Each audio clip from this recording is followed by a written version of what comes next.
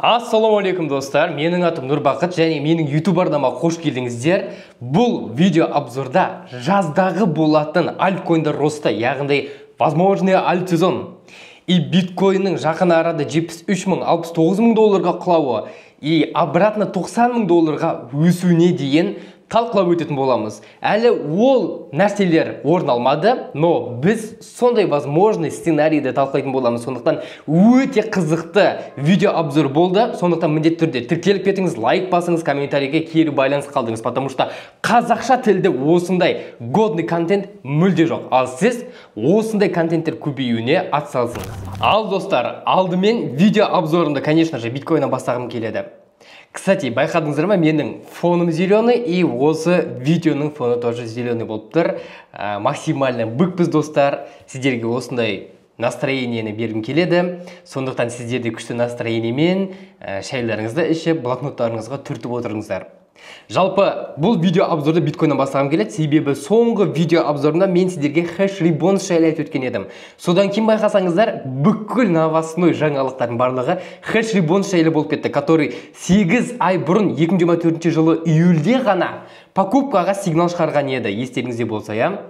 И өте күшті жаңалық, конечно же, но бұл жерде бізде екі түрлі противоположный мнение келіп тұр. Біріншісі бұл медвежья дивергенция бір апталық таймфреймдегі. Және екіншіден на покупку шыққан хэш ребонс индикаторы. Жалпы не күтуге болады? Давайте айтып өтейін. Сначала мен бір айлық таймфреймнен бастағым келеді. Бір айлық таймфреймді қарайтын болсақ, бізде соңғы видео обзорын айтып өткен едім, 84.300 доллардан жоғары закрепление жасаса, онда бізде өте жақсы болады, хотя бы 90 мың долларға дейін, либо же 93 мың долларға дейін өсіп қайтуына деген едім. Но бізде 92.500 доллардан төмен закрепление жасады. Так что бұл бізде, конечно же, негативный өте положение, себебі мұнда бізде өте үлкен продажаға объемдар көріп тұрмыз. Оның алдында мынау ай тоже сондай болды, и возможно келесі ай тоже сондай болуы мүмкін. Яғни осы ай. Либо бұл ай бізде боковик болуы мүмкін, я. С большой вероятностью, как будто мына жердегі қалған пространствоны жабатын сияқты, и даже мына тұрған бізде 73 мың долларға дейін құлайтындай көрінеді. А возможно, тіпті мынау покупательский способности более-менее жақсы көрсетілген блокқа дейін, ол бізде 66 мың доллардан 50 мың долларға дейін қалыптасқан еді. Поэтому, достар, асықпаймыз, но бізде алдыңғы ай март өте слабо жабылды. Бүгін бізде 1 апрель, кстати, өте слабо жабылды. Поэтому менде особо расчет жоқ. 100 мың долларға қазір баруына, даже 98 мың долларға особо сенбеймін уже, и даже 93 мың долларға дейін. Біз 93 мың доллардан төмен закрепление жасап, 93 мың доллардан төмен сауда жасап жатқан кезде өте шанс аз болады 100 мың доллар жайлы әңгіме айтуға. Поэтому, скорее всего, с большой вероятностью, до этого айтып өткенде бізде осылайдан слив-пролив болуы мүмкін. Соңғы видео обзорын айтып өткенде, яғни 80% вероятность жайлы айтып жатырмын да қазір. Но бізде жақсы жаңалық бар. Қандай жақсы жаңалық? Хэш ребонс покупкаға бізде сигнал шығарғаннан кейін, байқасаңыздар, қанша айдан кейін, бір где-то давайте осы жерме, 105 күннен кейін биткоин бізде өскен. Еще мына жерде шығарған еді, ол бізде міне осы жер, августтың бізде басы еді, и биткоин бізде өсіп бастады 77 күннен кейін. Яғни 2 апта, то есть 2 ай, 2-3 айдан кейін өсіп отырған еді. Ал мына жерде болса бізде прям ровно ұшатын кезде шыққан еді, бұл жерде особо талқымасақ та болады, я. Но, достар, хэш ребонс бұл 100% сигнал гарантия емес. Бұл бізде просто капитуляцияны білдіреді. Яғни мен не айтым келіп тұр, қандай жақсы жаңалық бар. Осы хэш ребонс сатып алуға сигнал шығарғаннан кейін биткоин бізде рост жасап отырды. Биткоинмен бірге и альткоиндар тоже рост жасап отырды. Альткоиндар бізде в среднем 3-5 есе пайда алып келіп отырды. Мысалы, мына кезде бізде покупательский способность жоқ болса да, покупкаға шығарған еді, я. Ол кезде биткоинның бағасы бізде 68 мың доллар еді. Покупкаға шығарды 15 июль, 22-15 июль.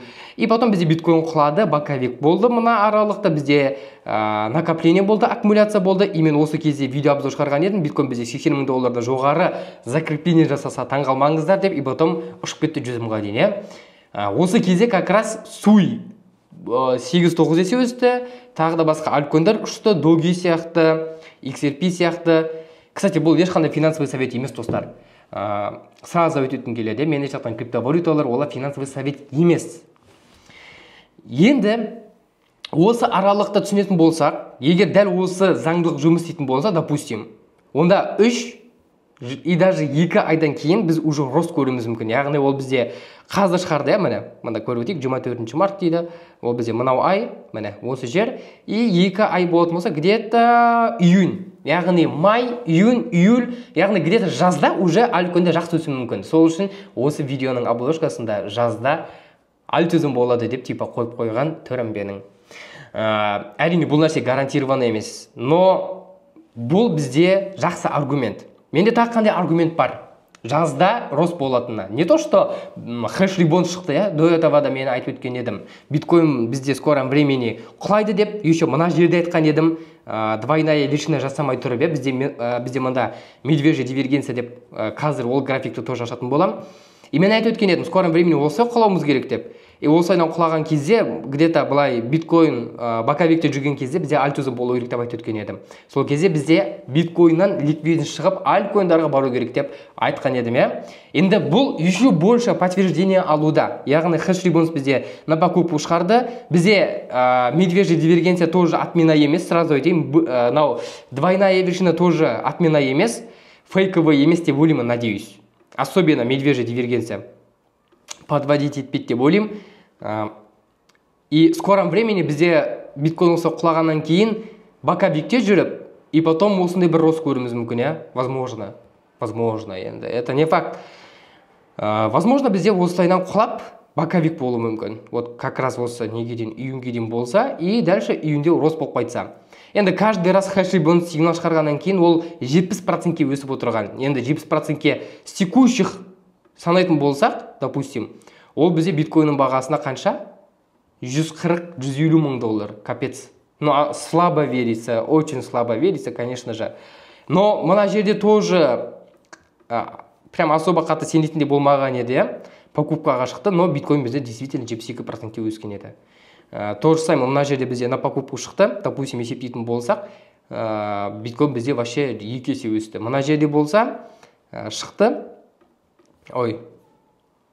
условно мына жерде шықты, и пик мына жерде деп есептейтін болсақ, 80%-ке өсті. То же самое, мына жерде қарап өтетін болсақ, бұл бізде 2 август 2021 жыл, Так, 2 август 2021 жыл, тоже 80%-ке өсіп отырған. Яғни, каждый раз 70%-ке орташа есеппен өсіп отырды, Мен алдыңғы видео обзорда 30%, 70% деп айтып өткен едім. Походу мен қателесім 30% дегенден.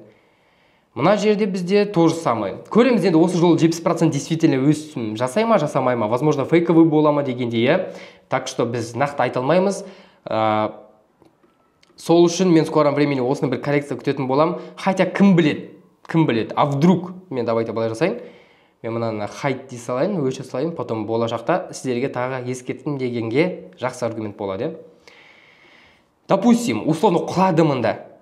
Осылайнан құласа, это уже другое дело. Вот мына жерге дейін құласа, условно, вот 60 мың доллар дейікші. 60 мың долларға 70% ол 100 мың доллар. Вот осы нәрсе почему-то больше всего күшті келеді.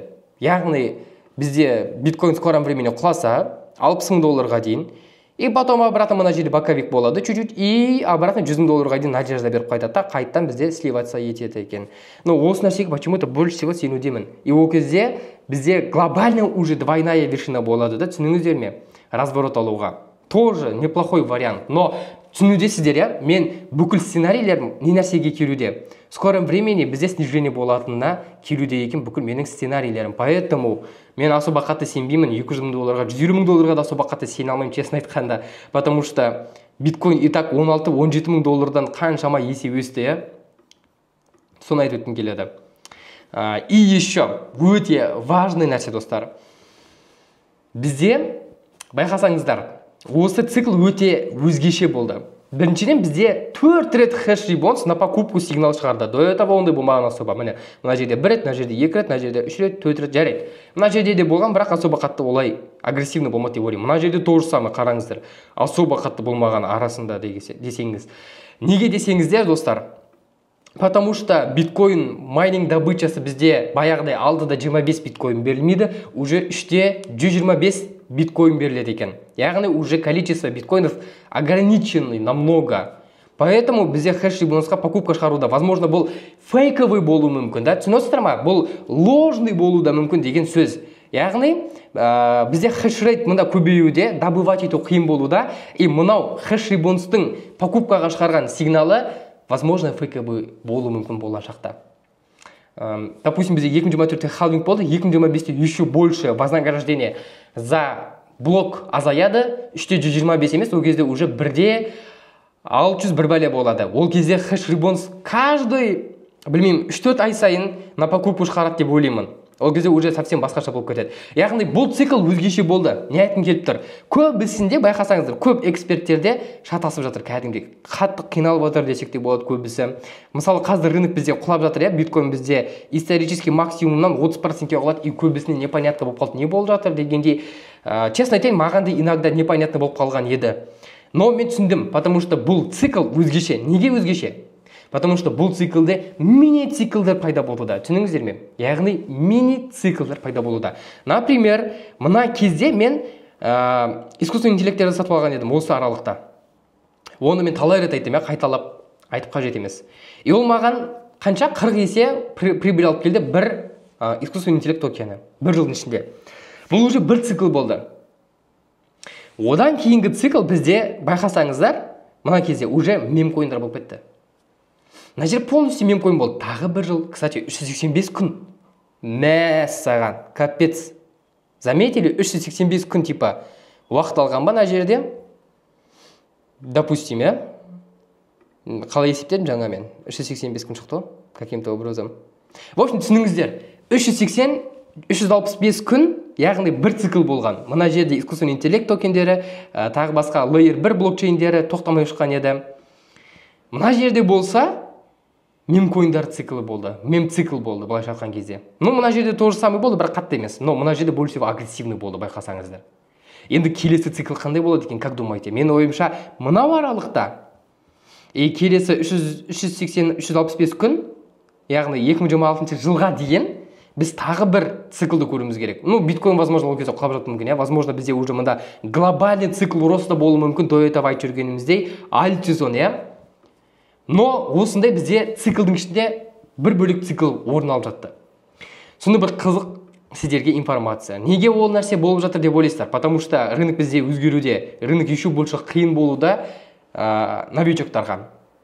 И көптеген адамдарды шатастыруда. Ең бастысы бұл жерде адаптация жасап үлгеру керек та. Адаптация дегеніміз ол әрине өте оңай емес нәрсе. Даже рынокта ветеран адамдардың өздерін шатастыруда.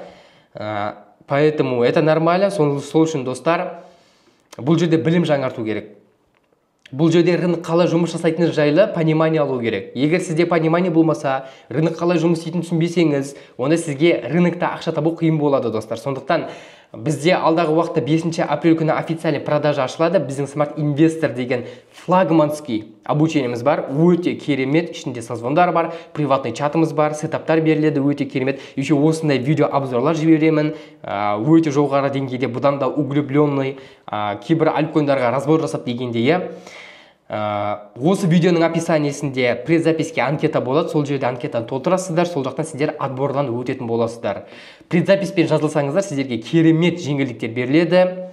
Сондықтан осы біздің Smart Investor жаңа потогына қосылып үлгеріңіздер. Бұл керемет мүмкіндік, достар. Бізбен бірге рынокты түсініңіздер, үйреніңіздер. Бізбен бірге опыт жинап, жақсы результаттар жасаңыздар. Жалпы бұл циклдың ішіндегі цикл сіздерге түсінікті деп ойлаймын. Енді бізде алдағы уақытта не күтуде? Мен до этого времени айтып өткенімдей, в скором времени бізде, возможно, осылайдан коррекция болып, жаңағыдай 60 000 долларға дейін, возможно, бізде коррекция болып, осылай бізде боковик болып, и обратно 100 000 долларға барып қайту, вероятность почему-то өте жоғары көрінеді. 100 000 доллар, 150 000 долларға қарағанда, чем 140 000 долларға қарағанда, әрине 120 000 долларға все еще өсу возможности бар.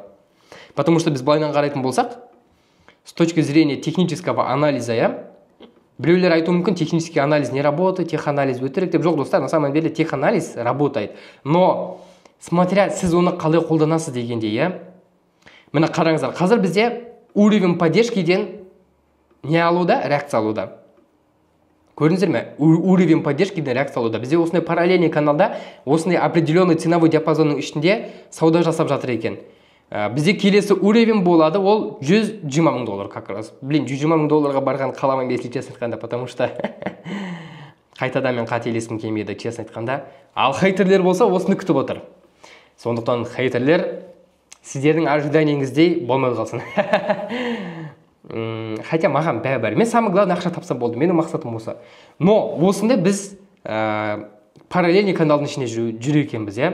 Егер біз осы уровень поддержкиді реально пробой жасасақ, онда қиын болады. Вот как раз смотрите, вот идеальный картина менің басында келді уже. Негізі сіздер ойлайтын шығарсыздар, осы видео обзор түсіру алдында дайындалады деп. Жоқ достар, мен дайындалмаймын. Бұл кәдімгідей жұмыс, маған вдохновение келеді. Мен зерттеймін, ойланамын, өзім бір қарап шығамын, потом барып уже видео обзор түсіремін. Мысалы мен қазір ойланып отырдым да, күшті бір вдохновением келді, өзімді қолға алдым, и мен видео обзор түсірудемін. Бұл кәдімгідей жұмыс достар, сондықтан міндетті түрде тіркеліңіз. Менің Instagram, Telegram каналдарыма тіркеліп кетіңіз, лайк басыңыз, досыңызбен бөлісіңіз, и осындай қазақша күшті контенттерді қолдаңыз. Егер бізде осы уровень поддержкиде пробой жасаса, допустим, мен айтып өткендей, иә, и условно құлады осы жерге, обратно мұнда бізде боковик болады, и мұнда типа пробой жасайды, но ол ложный болады. И обратно осылайдан бізде распределение кетеді. Распределение уже бізде білмеймін енді, возможно, $30 000, возможно, $40 000 дейін кетуі мүмкін. Но мынау капец идеальный сценарий, прям капец күшті көрінеді бар ғой. Мен даже мынаны скриншот жасап алғым келіп тұр. Все, скриншот жасап алдым. Енді мен мынаны қазір скрывать етіп тастаймын. Өте керемет келіп тұр. Енді мен бір апталық таймфрейммен қазір бір күннің таймфреймге өтім келіп тұр. Но перед этим мен өзімнің баяғы графигіме өтіп алайын. Соңғы видео обзорында мен айтып өткен едім, апталық таймфреймге тоже разбор жасап өттім. Ол кезде мен айттым, бізге желательно негізі 84.300-ден жоғары закрепление жасау керек деп. Қазір бізде $85.400 баруда. Өте важно, мынау $86.500 деген. Оны пробой жасаса, дальше смело кетеді жоғары қарай. Яғни закрепление жасаса и дальше пробой болса, онда смело біз уже $90 000 көруіміз мүмкін. И $90 000 бізге өте важно екен айтып өттім. Сіздерге мен держитесь деп те айтып өттім. И дальше бізде мында коррекция да болуы мүмкін екен. Поэтому көреміз, күтеміз, асықпаймыз. Шешім қабылдамаймыз, асығып. Бір апталық таймфреймге жаңағыдай келетін болсақ, бізде мұнда мықты уровень поддержки бар, который бір рет уже реакция алып өткен, и мен публичный каналға сетаппен бөліскен едім сол кезде. Еще $76 құламай тұрып, $76.500 құлайды, и сол жерден біз реакция алып жоғарыға кетеміз деп. Возможно, біз сол жерге құлаймыз. И даже мынау бір айлық таймфреймнің имбалансын төменгі жағын жауып қайтуымыз керек біз в любом случае. Поэтому бір күндік таймфреймге өтеміз, бір күндік таймфреймге келетін болсақ, бізде қазір мында локально айтып өтетін болсам, инвестивный имбаланстан бізде қазір тест жасауда, возможно, успешно болады, возможно, не успешно болады. Но мынау жирный откупты көретін болсақ, өте жақсы көрінеді, я, типа внушительный, но бұл бізде как будто манипуляция сияқты көрінеді, потому что структура бізде шартовый, мен до этого айтып өткендей $93 000 төмен ба, биткойнның бағасы, значит бұл бізде шартовый. Даже $90 000 төмен болса, уже шартовый. Никакой особо лонг көрінбейді, честно айтқанда структурасы. Но дәл қазір бізде өте жақсы көрінеді. Тем более хешибонсқа қарайтын болсақ, күшті көрінеді. Бізде мында ключевой уровень бар, 81.500 деген, содан қазір бізде реакция алуда. Мен мында лонг позициямды өткізіп алдым, потому что мен чуть-чуть перфекционизм ұстап қалды менде. 81.000, 86.000 долларға дейін 86.000 емес, 81.100, 80.600 долларға дейін құлауын күтіп қалған едім. Солай мен идеальный перфекционист болып қалдым да, өзімнің .фодамда өткізіп алдым, к сожалению. Бізге важно осы инверсивный имбаланстан жоғары закрепление жасау. Егер бізде действительно осылай жоғары закрепление жасаса осы уровеннен, онда бізде мына уровендері дальше тест жасауы қалады екен. И дальше осылайдан рост болуы әбден мүмкін екен. Но, скорее всего, былайнан уже зум-аут жасайтын болсақ, как будто былай көрінеді. Вот осылайнан құлап, осылай бізде бір боковик болатын сияқты көрінеді, как будто, честно айтайын. Вот шорт позицияға бұл позиция жинап жатқан сияқты. Яғни крупный инвесторлар, игроктар бізде шорт позиция жинап жатқан сияқты көрінеді. Егер бізде бүгінгі таймфреймді мына уровені жоғары закрепление жасаса, онда бізде тағы инвертивный имбаланс болады. Осылай достар, бізде пока что $87.500 жоғары закрепление жасай алмай жатыр. И ол өте важный уровень болып қалып қойды бізде. Мына жерде біз шорт позиция ашқан едік. Кстати, менің әйелім шортты өте жақсы ұстады, $81.500 дейін. К сожалению, мен ерте жауып қойдым, тупить еттім. Поэтому тупить етпеңіздер, достар. Өзіңіздің торговый стратегияңызды сақтаныңыздар. Бұл енді бізде локально айтып өтетін болсам, особо қатты қызық нәрсе көріп тұрған жоқпыз. Бізде қазір Баковикте, поэтому осы Баковиктің ішінде тұрған кезде біз смело сауда жасап жатыр екенбіз. Особо басқа қызық нәрсе көріп тұрған жоқпын. Егер біз индекс страха и жадностьге өтетін болсақ, бізде әлі де 24 өте қорқынышты келуде адамдарға. Даже эфириумның комиссиясына келетін болсақ, слишком төмен, поэтому рынок өте депрессивный екен байқауға болады. Енді мен биткойнның доминациясы жайында айтып өткім келеді. Биткойнның доминациясы бізде не болады? Қазір 62-де 33, 80 деппін ғой, қой Алла сақтасын. 62-де 33 өте жаман көрінеді. Бізге желательно құлау керек. Ол құлау үшін бізге желательно биткойн құлау керек, во-первых. И во-вторых, альткойндар қатты құламау керек. Сол кезде бізде мынау доминациясы құлайтын болады. Өте жаман көрінеді, негізі супер восходящий трендте. Честно айтайын, мен доминациясы дәл өскен қаламаймын, потому что, альткойндармен трейдить ету қиын болуда. Одан бөлек и спотқа да қиын болады, да. Поэтому в скором времени Алла қаласа, енді не знаю, честно айтайын, не знаю даже, не айтарымды. Бізде мынандай бір үлкен фитиль бар, сквиз жасап қайтқан. Возможно, бізде осы 63%-ке дейін барып қайту мүмкін, ближайший келе жатқан күндері. Но мен больше всего мынандай бір движение көргім келер, честно айтайын бар ғой. Вот как раз биткойн құлайды бізде, до этого айтып өткен сценарий бойынша. Вот осылайынан плавно құлаған күткім келер еді. Поэтому особо ұнап тұрған жоқ мынау нәрсе маған. Ал егер эфириумға келетін болсақ, эфириум бізде до этого айтып өткенімдей, мен оқушыларыма ескертіп өткен едім, потом сіздерге ескерттім, бізде мында аккумуляция болуды до этого айтып өткендей. И действительно бізде 1-2 емес, 2-3 ай бойы аккумуляция болатындай көрінеді как раз. И дальше бізде мында самое главное расширение өте жақсы болу керек, мынау ценовой диапазоннан шығып. Ал егер альткойндарға келетін болсақ, эфириум мен биткойн санамағанда, олар тоже особо күшті көрінбейді. Честно айтқанда, олар прям оларда прям боль болып жатыр, Мен обратно биткойнның несіне өтім келеді, графигіне. RSI-ді талдап өтім келеді. Кстати, смотрите, RSI бізде двойное дно жасауда, RSI индикаторы. И еще мынау 44-те 58 деген уровень поддержкидан реакциясын алуда дәл қазір. Мында бізде бір рет реакциясын алған, мында бізде тоже бір рет реакциясын алған, мына жерде де бір-екі рет реакциясын алған. Знаете, как будто былай көрінеді. Как будто мына жерге ұқсайды дәл қазіргі движение. Не знаю почему, но осыған келеді. Ал егер бір күндік таймфреймге өтетін болсақ, бізде успешно осы ключевой уровенен чуть-чуть пробой жасап қайтты төменге қарай, и ол ложный болды да қазір обратно көтерілуде. До этого білесіздер, мен айтып өткен едім, бір күндік таймфреймде бізде B4 дивергенция қалыптасты, RSI индикаторында. Енді қазір бізде локальный разворот алуда деп, и действительно локальный разворот алды. Ол кезде биткойнның бағасы $80,000 еді, и $88 дейін өсті, яғни 10% өсіп кеткен еді. Қазір походу дальше жалғастыруда. Но возможно, кстати, айтып өткім келеді, өте маңызды. Мен RSI индикатор бойынша биткойн 61.96 деген ключевой уровеньге дейін, который бізге сопротивление болатын болашақта. Сол жерге дейін көргім келеді, Алла қаласа. Бұл енді биткойн бойынша RSI мен де талқылап өттім, қандай ключевой уровеньдер бар екенін, сопротивлениесін, поддержкасын бәрін талқылап өттім, қандай сценарийлер бізде возможно екенін.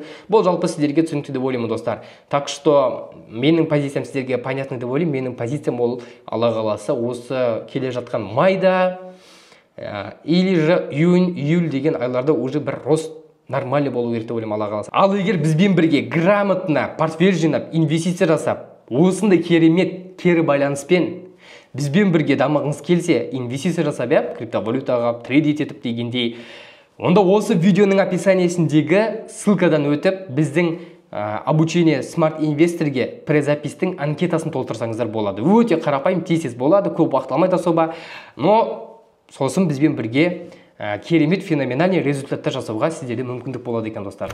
Жалпы басқа да известный аналитиктердің мнениесін тыңдайтын болсаңыздар, например, Артур Хейс, миллиардер, криптомиллиардер, бірі білсе, бірі білмесе, ол BitMEX деген биржаның кезіндегі основателі. В общем, ол кісі айтуда, биткойн $250,000 дейін өседі 2025 жылдың соңына қарай дейді. Ал 10x research деген аналитиктер болса, өте популярный Уолл-стриттегі, олар айтуда биткойнның бағасы 80 000 доллардан төмен құлауына, потому что осындай триангл, яғни үш бұрыш паттерн бұзды дейді. Тағы да басқа мұнда тарифтер жайлы, Дональд Трамптың пошлинаны көтергені жайлы и тағы өте көптеген мұнда аргументтерді қойып өтті. Кімге сүйенуге болады? Өзіңізге сеніңіздер, достар. Өзіңіздің торговый стратегияңызға, өзіңіздің мнениеңізге сеніңіздер. Мысалы, менің мнениемді білесіздер. Двойная вершина сызылды, медвежья дивергенция қалыптасты. Одан бөлек недавно хэш ребонс, который мен один из самых первых айтқан, я. Мен өзімнің сценарийімді айтып өттім. Мен соны күтем. Мен особо тыңдамай мына кісілерді. Мысалы, Артур Хейс, бір айдың ішінде 2-3 рет переобуваться айтады. Мысалы, осыдан ровно бір апта бұрын биткоин 60 000 долларға құлайды деп айтып жатқан еді. Қазір уже обратно 250 000 доллар дейді. То есть бұлар айта береді. Бұлардың айтып жатқаны, возможно, манипуляция болуы мүмкін, да? Потому что адамдар әрқайсысына әрқалай доверять етеді. Мысалы, 10x Research деген компанияның постын 1800 адам көрген. Енді бұл компания қатты популярны емес, но зато бұлар институциональный трейдерлар, жаңағыдай Уолл-стрит сияқты тағы да басқа бір компанияларды қарайтын болсақ, жұмыс істейтін. Дәл сол сияқты компанияның бірі де бұл да. Мұнда өздерінің аргументтерін жазып өткен, не үшін құлайды анау-мынау, сіздер оқып көрсеңіздер де болады. Мұнда тоже Артур Хейс атап өткен, не үшін рынок өсу керек екенін. Енді әркімде әрқалай. Біреу настроен по бычьи, 250 000 доллар. Біреу болса, наоборот, мен сияқты 60 000, 70 000 долларға құлауын айтуда. Әркімнің өз мнениесі бар. Бірақ сіз өзіңіздің мнениеңізді тыңдау керексіз. Потому что сіз СНГ-нің эксперттері, орыс, украинец, тағы да біреудің мнениесін постоянно тыңдай беретін болсаңыздар, сіз қателесу мүмкінсіз. Потому что түсінбейсіз, қайсын тыңдасам болады. Мынау өсет дейді, мынау құлайды дейді. Кімді тыңдау керек дегенде, я? Сондықтан достар, бұл жерде білім алып, рынокқа ведение болу керек. Яғни рынок жайлы сен түсіну керексің. Сол кезде сенің өз торговый стратегияң қалыптасады екен. И сенде проблема болмайды. Кімді тыңдасам болады, мынаны тыңдайын ба? Так, биткоин бізде қазір 85 100 долларда, Нұрбақта айтып өткен еді 84 500 доллардағы өте ключевой уровень бар. Содан пробой жасаймын екен деген. Сізде ондай проблема болмайды сіздерде, понимаете? Поэтому мен қайталап өтем. Өз торговый стратегияңызды сақтаныңыздар, достар. Ал карта ликвидация бойынша жүгіріп өткім келеді, бірақ мен особо сене бермеймін бұл нәрсеге, потому что бұл 100% нәрсе емес, бұл жердегі лимитный ордерлер өтірік, ложный болуы мүмкін. Но қарап өтейік, бізде бір айлық карта ликвидацияда қарап өтетін болсақ, 90 000 долларда бізде жақсы жиналып қалған, и одан бөлек, смотрите, 67 000-де өте жақсы жиналған. Прям өте грамотный жинаған. Поэтому реалистично көрінеді 67 000 долларға биткойнның бағасы баруы. Ал бір апталық таймфреймге өтетін болсақ, допустим, бір апталыққа келетін болсақ, 88 700 долларда, 88 000-да өте көп ликвидность жиналған. И одан бөлек 81 000 долларда. К сожалению, 81 000 долларда менде лонг позиция ашылмай қалды. Чуть-чуть форма, конечно же, но самый лучший ТВХ, идеальный ол, рыночный ТВХ деп айтып өткен, менің бір оқушым өте керемет айтып өтті. Ал 3 айлыққа өтетін болсақ, достар, бізде жаңағыдай 63 000 долларда өте жақсы жиналған и 101 000 долларда өте жақсы жиналған. Есе көбірек екен, действительно жаңағы сценарийге келеді. Құлап, потом бізде аккумуляция болып, и потом жаңағыдай көтеріліп, мен давайте графигін аша салайыншы, қиналмай. Такс. И обратно осы жерді тест жасау. Вот тура осыған почему-то идеально келеді. Не знаю, почему, но осыған идеально келеді. Но биткоин бізде мынандай бір әдеті бар. Ол алтынды қайталайтын әдеті бар. Яғни бізде мында алтын бізде, так давайте былай жасақ, өшіріп тастайын. Мында бізде боковик жасады, потом что дәл соның артынан қайталайтын бір әдеті бар. Но, скорее всего, ондай болмайды деп ойлаймын, уже ондай болмағанына біраз болды. Надеюсь, ондай болмайды. Потому что мына жерде бізде рост болды, ал биткоинда болса, мында боковик болған еді.